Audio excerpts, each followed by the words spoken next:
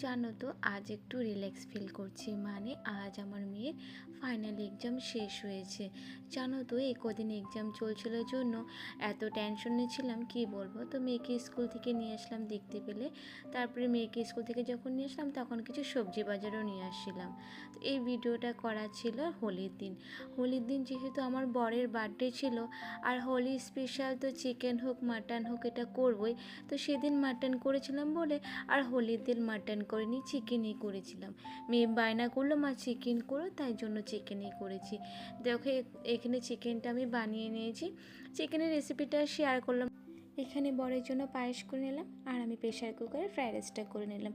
খুব তাড়াতাড়ি হয়। ঘি গোটা গরম মশলা দিয়ে চালটাকে ভেজে নিয়ে পরিমাণ মতো জল দিয়ে সিটি মেরে নিয়ে তারপরে আমি যেগুলো ভেজিটেবল দেবো, বিনস গাজর তারপরে কাজু কিশমিশ ভেজে নিয়ে ঘিয়ে তারপরে আমি ফ্রাইড রাইসের সঙ্গে মিক্স করে দিই। খুব তাড়াতাড়ি হয়, খেতেও খুব ভালো লাগে। তোমরাও ট্রাই করবে বাড়িতে এরকম করে। চলো বন্ধু, ভিডিওটা শেষ করছি, আবার দেখা হবে নতুন কোনো ভিডিওতে। টাটা, ভালো থেকো সবাই।